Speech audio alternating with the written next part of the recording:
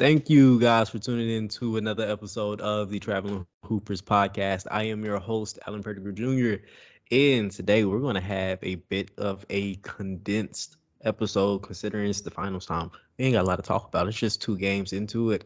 And before we do that, let me go ahead and introduce my good friend, Calvin McGowan. Calvin, go ahead and let the people hear your voice. What's up, everybody? As usual, I'm Calvin McGowan. It's always a pleasure to be here. All right, guys, we're going to go straight into the tip off. And honestly, I do not know what to say that has not already been said about this series. This is probably the most even matched series that we have watched in over a decade. Like, the Warriors have always had like a feel of a superpower. There's like nothing you could really do to stop them defensively or offensively. When I can't believe I'm saying this because it doesn't feel this long. When Steph, Clay, and Draymond were in their prime, there's nothing you could do to slow them down. And then you add in KD, and that's just not what we're seeing anymore. And then on the other side, you had guys like LeBron James, who is a alien I mean, of he's like basically the only dude on the other side. but that's all you need. It was like unworldly, like watching him for like that 10-year span. But that's not what we're looking at with this battle in the finals right now. We're looking at two teams that are coming together to kind of like one is trying to plant their flag, the other one is trying to replant their flag and tell everybody we're not going away yet. But it feels like they are already. Like they still have the championship pedigree. They know how to put it away because they're all veterans. Like there are no young guys on this team outside of like Jordan Poole. Like everybody else has been in the league close to a decade. Like Wiggins is that exception, but Wiggins hasn't looked amazing in these past two games. He hasn't even like looked like the Wiggins that we're used to seeing. Like this is an all-star Wiggins. He hasn't been special. Shoot, outside of Jordan Poole going crazy after looking off in the stands and being lost for like the first quarter, like he got busy in that second half, but it wasn't anything special. Um, of course, Steph is going to be Steph. He's kind of still filling things out. Like there are spurts throughout this game where he goes dry. And I can't get mad at it. Like it's been a lot of wear and tear. You don't have the same pieces around you. Klay Thompson isn't shooting the ball as well as he used to, so you don't have that automatic floor spacer that everybody else is afraid of on the court. And these Celtics might be like talent wise overall better than what the Warriors are right now. They're just young and inexperienced. Like there are times where Jason Tatum looks like the best player in their series. Then you trade off with Jaylen Brown, who looks like the best player in the series at times. Like when we're talking talent wise, we can go ahead and put Steph at one. We can put we can put Tatum at two. We can put Jaylen Brown at three. And when we're looking for number four, what are we talking? Clay maybe?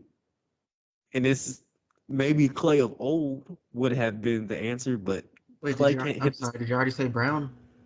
Yeah, Brown is number three. Okay. Uh, Clay Thompson can't hit the brass out of a barn, and he's looking slower. Like he can't stay in front of guys like he used to. It just so happens that his defensive assignments are two really young athletic wings, and that's scary for the guy who's coming off an ACL in a Achilles tear. But still, the Warriors are finding ways to take away this win. Like they won game two by 19 points, and it was uglier than 19 points. Like there were points, especially after the fourth quarter, where it got really ugly. Like the Celtics had to call off the dogs like really early. I want to say like 2 minutes left in the fourth quarter. They had all their bench guys in there, and they were playing hard. They were trying. They were competing, but it wasn't enough to really take any like stock from the game. Maybe it got those guys a little bit more heart, a little bit more spirit going forward. Um, but that's not enough. Like Draymond did his Draymond thing where he's almost like forcing guys to get like upset with him. He did that with Jaylen Brown, putting his legs on top of his head and then trying to like pull his pants down on some weird stuff. But that is a Draymond level antic that you have two options. You grow to love it or you grow to hate it. Um, as a irritant myself, I appreciate it. Like it's super on brand. If he did anything else differently, he would not be Draymond. Like if Draymond started being nice out of nowhere, um, I'll pass. I don't like that version of Draymond at all. Like that is the whole reason why his podcast is so successful is because he continues to be himself at all times. Um, but no, this is going to be one of the hardest finals to predict. Like just based off what we're seeing with the back and forth between those two teams. When the Celtics are hot and they're getting buy-in from their lesser guys, their Marcus Smarts, their Al Horfords, their Derek Whites, this team is really hard to beat. Like defensively, those guys are always going to show up. It is the little things that they do on offense that you need. Like you need for Derek White to hit shots. You need for Smart to hit shots and not be so turnover prone in this game. Like there were a lot of times, and I don't want to just single out Marcus Smart. Like on the halftime show, me and Philip did yesterday. One of the things that I really didn't want to do was point the finger at Marcus Smart, but Philip had a really good reason why. Everybody else was doing something on the offensive or defensive end to kind of replace what they were giving away on the offensive end. Derek Wright was slowing down Curry and blocking his shot at the rim. Good. Al Horford wasn't doing a lot, but he's a big body that can clog up the paint. Um, Jaylen Brown, Jason Tatum were phenomenal in the first half offensively. So when they mess around and force some offensive plays and they turn into turnovers, it is okay. But Marcus Smart, especially if he's going to continue to be their lead ball handler, cannot do that. He has to be max 2 to 3 turnovers. The rest of the game, he has to be solid. He has to be able to hit his shots when he can. And that just did not happen in this game. And that's the reason why it was such a train wreck. Like, and I do not expect Horford, Smart, and White to continue to score a combined 12 points. Like, just based off what we saw in game one, that isn't them. What we've been seeing this entire series, this entire playoff run, that is not that trio of players. So when we have a completely bad off night from the guys who are supposed to step up around Jaylen Tatum and Jason Brown, we get a 19-point blowout. When they go back to point, is it what? You just mixed up their first names. It is what it is. JTJB, we know it.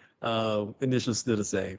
But when those guys are cooking and the players around them are doing the same, I think this is a really even series that can go either way. Like, I came in predicting that the Celtics are going to win in 6. And there's still a chance. A lot of you guys went with the Warriors winning in 6 or 7.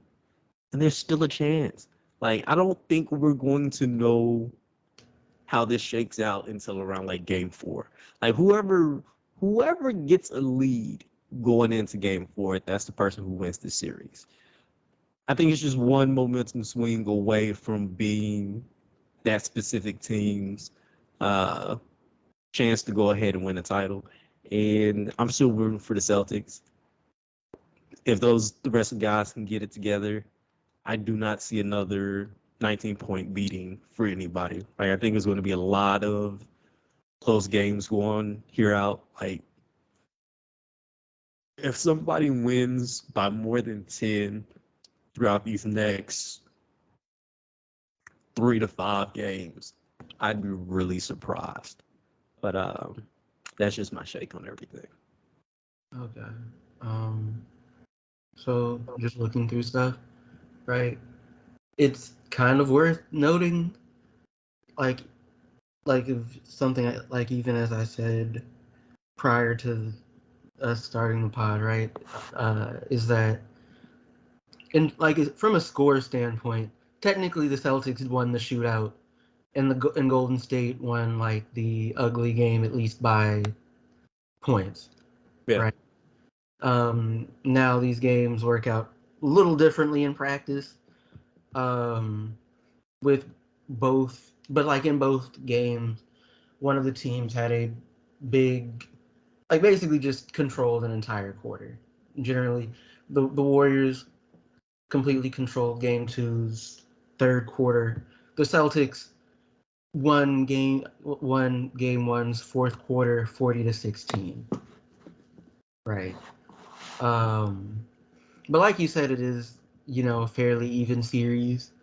Um, Klay Thompson is very confident in his shot, for good reason, mind you. But some of his percentages have looked bad.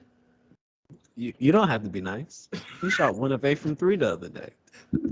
He shot 1 of 8 from three in this last game. Mm-hmm. Like it's been rough going for him in the playoffs, shooting wise. But I respect the confidence. Um, that said, of course, though, right? Um, the Warriors who've gotten, a lot of solid contributions from other players, like from the younger players, right? Which, and the younger players are largely what makes up their bench, even as it's tightened and whatever, right? Poole continue to be important, right? Uh, Peyton, who I guess is good to go now, which Yeah. is good to see. He'll be important, particularly on the defensive end. But Peyton's so small. Like who is he guarding? Like Curry. he is it what? Curry. Who else are you gonna have him guard? You just said he's small. Who else are you gonna have him guard? You said Peyton though. Like Oh, you're dang it, dang it, dang it! Wrong uh, team. Wrong like team. Um, but I would imagine the answer to that would probably be Smart. An inefficient Smart is a very good thing because, uh, much like Klay Thompson, he will continue to shoot. But unlike Klay, he is not one of the best shooters of all time. Uh, right, like game two, right? Smart went 1 of 6. He had 5 assists. He had 5 turnovers. He had 4 fouls. Like that's gonna, the fouls and the turnovers mess up the flow. The Celtics gave up a total of 18 last night. Most of which, as a matter of fact, like half of which came from Smart or Tatum, which probably isn't a recipe for success, uh, at least in my opinion. That said, as far as the Celtics go, Tatum and Brown can't be the only dudes making shots, which I feel like should be kind of self-explanatory. But yeah, they game two, the only dudes who scored for real. Like White had 12, but he took 13 shots. Right, whereas game one, right, White had 21 points off of 11 shots.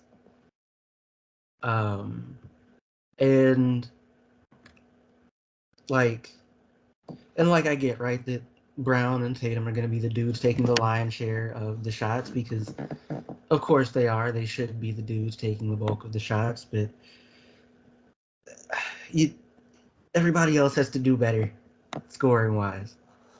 The defense, you know, was at least going by the score about the same as it was the game before, which I don't know what it looked like to you in practice. Um, and like it also doesn't, and like kind of a weird thing, they have both teams in this last game shot 40% from three and hit basically the same, actually hit the exact same number of shots. Um, the Warriors just literally just hit more shots. Um, actually, I'm not. Actually, if I'm completely honest, I'm not quite sure how to justify the final. Wait. Actually, it's mostly twos, but I don't really know how to justify it if I'm honest. Yeah. No, man, you hit it right on the head. It's turnovers. Like the Celtics beat themselves in that first half. Like they had a stranglehold on the game until, like, I don't want to say they started to play outside of themselves, but it's almost like they felt too good about what was going on. So there were points where Marcus Smart, Jason Tatum, and Jaylen Brown all got really deep in the paint and just fumbled the ball. Like whether they were trying to get ready for a layup or they were trying to pass it out to somebody, like it just butterfingered it. And it was like simple, like slow down, let me talk to you real quick type of turnovers where it's like, yeah, you doing a lot. Like you look like you excited or that you feel like you can put them away. It's like it's a long game. It's a long 48 minutes. Don't play yourself out of this, and that's what they did. Like they beat themselves last night Uh, until like the Warriors start feeling themselves and was like, oh, okay, there's nothing we can do when this happens. And like the spurt ability of these Warriors is still dangerous as ever. And it's scary. Like nobody else is really helping offensively. Poole did show up, but like Calvin, how much did Poole score last night? he put up 17. He put up 17. 11 of that was in the second half, and it all happened like this. Hmm. Like he probably had like three straight possessions where he put up at least 11 points. It when that happens, the Celtics kind of got dejected. And it's because they couldn't get anything going for themselves offensively, and that's because of the turnovers. Like, So, and so with of course the other guys weren't making shots. I'm gonna just throw this out here mostly because I just noticed this. Um, do you know how many steals the Golden State Warriors had last night? I do not. 15. Yeah, Yeah. that's not happening again. That's not happening again. Uh, like I hate to say this, last night was fluky. Like every aspect of that game was fluky. I guess you can say the same thing about the Celtics winning a shootout against the Warriors, but last night felt fluky. Like I've never seen, unless we're talking about in the second half, I've never seen the Celtics kind of have like a meltdown where nobody could really generate offense effectively. Um, I haven't seen a game where they weren't able to make shots efficiently. And the fact that you have both of those things happen at the same time in the first half, and we're not even going to talk about the second half because if we're being honest, by midway of the third quarter, the game was over.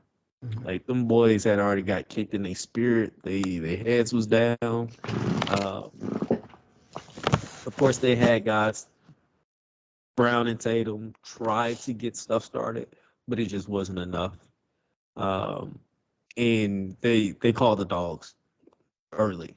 So this is probably the most fluky game. I don't see it happening again. Um, but you can't call it with the Warriors.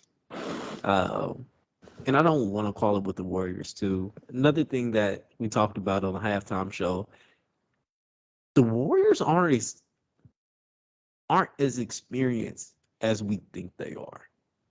Like, yes, Clay's been here. Yes, Steph has been here. Yes, Draymond has been here. Everybody, and Kevin Looney, can't forget about Looney. Mm-hmm. Uh, Andre Iguodala, who did not play in game two, have Mm-hmm. all been here. Yes. So you got guys that can kind of coach you through this. But everybody else, this is their first time in a moment like this. Like, I don't, I kind of expect Andrew Wiggins to be a bit shell shocked.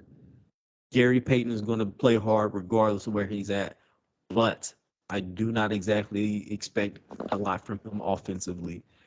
Your new super weapon in Jordan Poole, this is his first time out. I expect you to be nervous. I expect this to be a lot for you. Like, and then when you look at the Celtics, none of them have been here before. Right.